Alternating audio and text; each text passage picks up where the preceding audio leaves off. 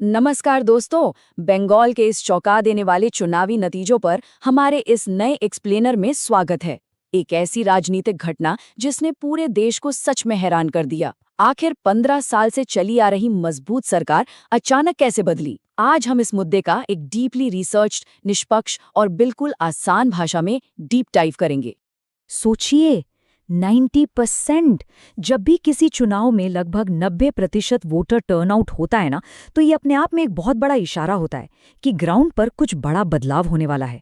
ये भारी मतदान एक क्लियर इंडिकेटर था कि एक जबरदस्त एंटी इनकम्बेंसी वेव यानी सत्ता विरोधी लहर चल रही है। तो चलिए जल्दी से देखते हैं आज के इस एनालिसिस के 5 मेन हिस्से। द बिग गेम, सत्ता विरोधी लहर के कारण, विपक्ष की रणनीति, क्षेत्रीय समीकरण और आखिर में देखेंगे बंगाल का भविष्य। शुरुआत करते हैं पहले हिस्से से, द बिग गेम। असल में नतीजे दिखते कैसे हैं?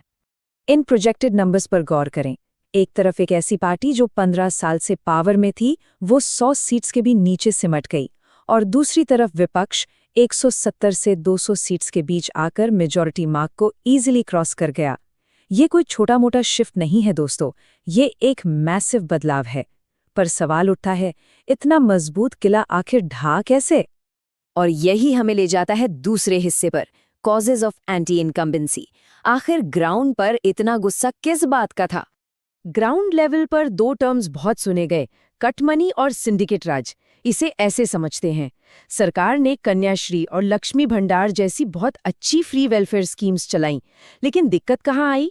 फायदा लेने के लिए बिचौलियों को कमीशन यानी इलीगल कट मनी देना पड़ रहा था। योजनाएं अपनी जगह ठीक थीं, पर ग्राउंड लेवल पर इन बिचौलियों के सिस्टम ने लोगों को अंदर तक नाराज कर दिया। एक और फैक्टर था जिसने पूरा गेम पलट दिया, और वो था माइनॉरिटी वोट का बिखरना। जो वोट बैंक हमेशा एकजुट होकर सत्ताधारी पार्टी को जाता था, इस बार उसके टुकड़े हो गए।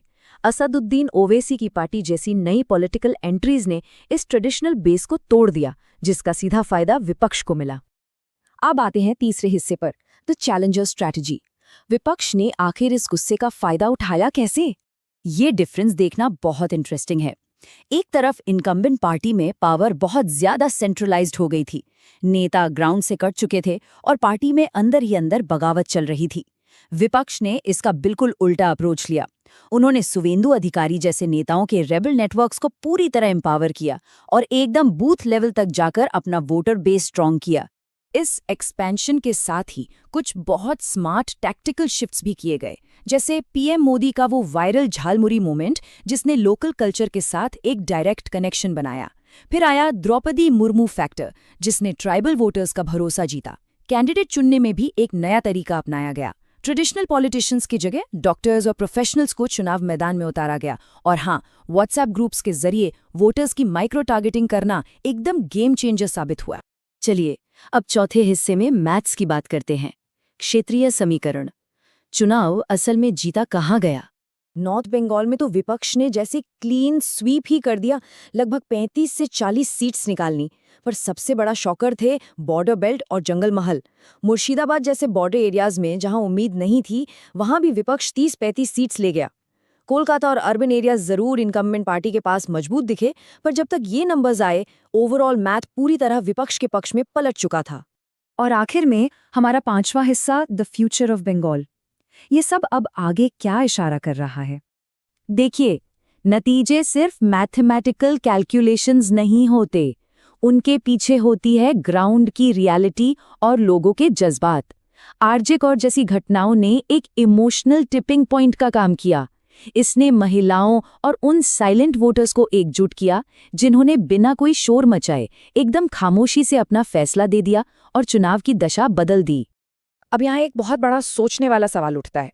बंगाल की पॉलिटिक्स का इतिहास रहा है कि जो पार्टी आती है वो लंबे समय तक टिकती है, लेकिन अगर नई सरकार भी वही पुराने कटमनी और सिंडिकेट वाले टेम्पलेट पर चली, तो क्या जनता आगे चलकर उन्हें भी बाहर का रास्ता दिखा देगी?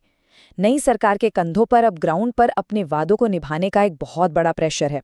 तो दोस्तों, इस एक्सप्लेनर के जरिए बंगाल के इस मैसिव शिफ्ट का एक क्लियर पिक्चर जरूर मिला होगा। इस एनालिसिस को निष्पक्ष और आसान भाषा में बनाने की पूरी कोशिश की गई है। अगर ये डीप डाइव पसंद आया हो और आगे भी ऐसे ही कॉम्प्लेक्स टॉपिक्स को अपनी भाषा में आसानी से समझना चाहते हैं तो स्टडी इन बिहार चैनल को लाइक, शेयर और सब्सक्राइब करना बिल्कुल मत भूलना। मिलते हैं अगले एक्सप्लेनर में। सीखते रहिए और अपडेट रहिए।